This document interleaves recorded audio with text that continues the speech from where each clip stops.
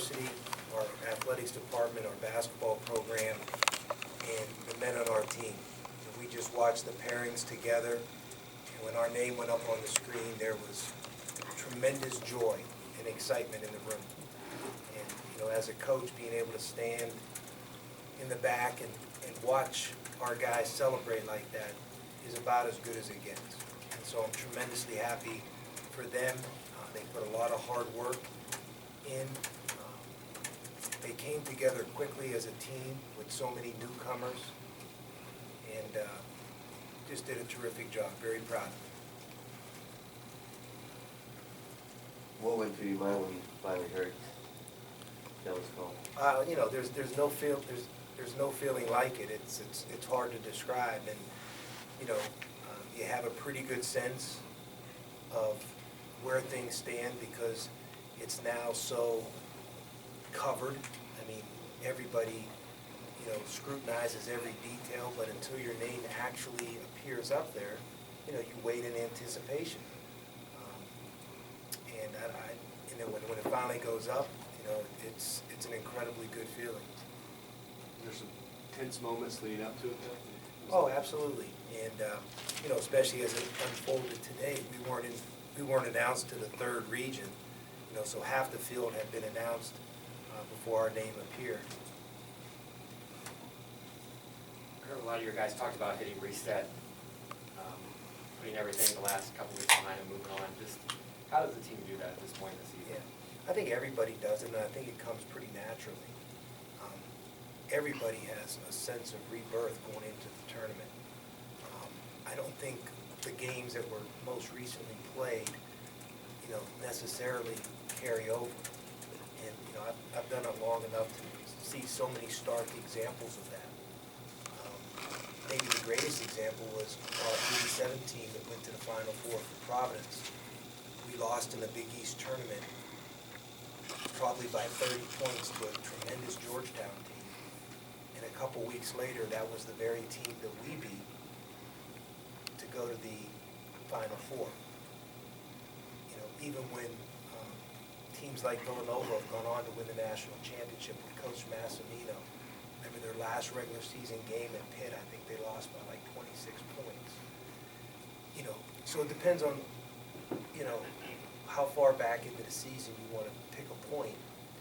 All the teams, when you see those names appear on the screen, I mean, you're saying, boy, there's a lot of good teams, a lot of evenly matched teams, and no matter what bracket you're in, you can't think you have anything other than a challenging game.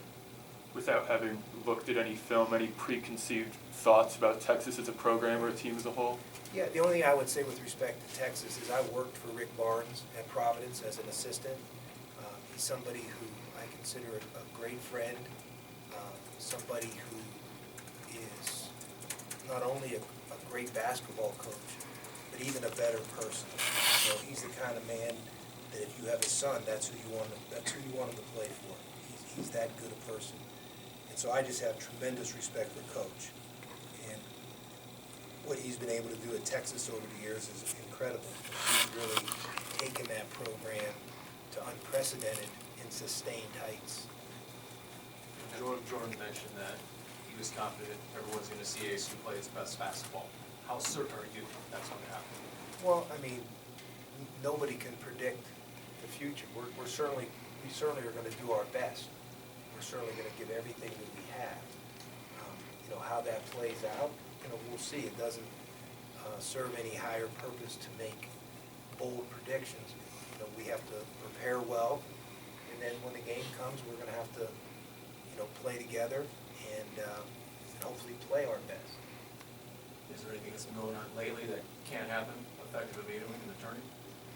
I'm sorry? During the last two games, anything been going on with the team just in general, specifically, that can't happen come the NCAA tournament? I don't think we've necessarily played our best lately, but we've played very good teams, and we've been on the road 4 of our last 6 games, and not including the Pac-12 tournament.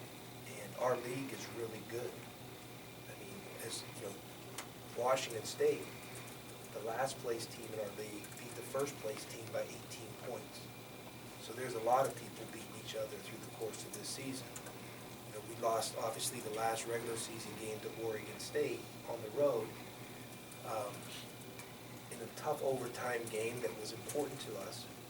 But Oregon State's a good team. They've beaten UCLA, Oregon,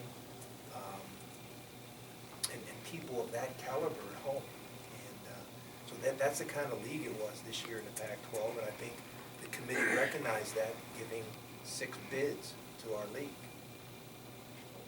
How many years did you work under Rick at Providence? 1. So he left after Patino left, he took over. There was one coach in between, Gordy Chiesa, then Rick Barnes, and then I left Rick to rejoin Coach Pitino at Kentucky. Have you talked to him since the parents were? Will you talk to him? Will you call him? I don't know if we'll talk on the phone. We'll see each other, obviously, when we get there and that kind of thing. But, you know, right now, there's just not a lot of extra time. Because we'll probably leave on Tuesday from Milwaukee, and, you know, we'll have to cram a lot of film work and preparation in, starting, you know, with practice tomorrow around the corner. Seeing 6 teams get announced today in the Pac-12, what's it kind of like after the Pac-12 had, 2 or 3 down years to see the conference kind of return to an elite national status? I mean, I think, you know, we talked about it all year that, you know, we felt the league was as good as it has been since I've come to Arizona State. Really a strong basketball conference right now. And, you know, any win you get is hard-earned. But it was a great day for the league. And there's other teams who didn't get a bid that are really good basketball teams in our conference. You know, you think about the likes of Cal, of Utah, you know, Washington, Oregon State. Those are good basketball teams.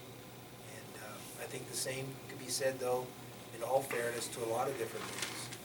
You know, there's good teams with good records, you know, who aren't able to make the field. But SMU being ranked in the top 25 and not getting it. Yeah.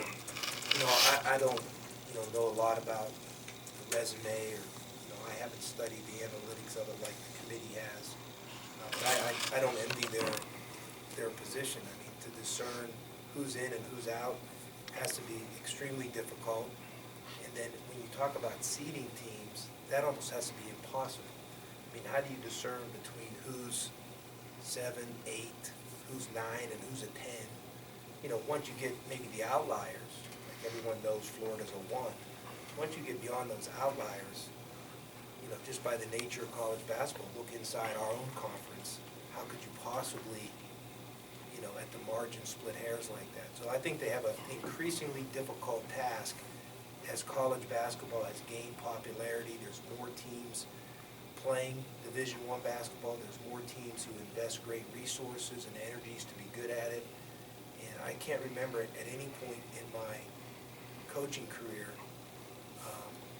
that started, you know, a long time ago, where there's been this many good teams, capable teams. The strength of the Pac-12 obviously helped your RPI a great deal, but I know you made an effort this season to go and upgrade the non-conference schedule. Do you think selection today also validates the efforts in that area? I think it helped us. I think it was an important step that we took. You know, we didn't pretend. We openly acknowledged that a year ago our schedule wasn't as strong in the non-conference.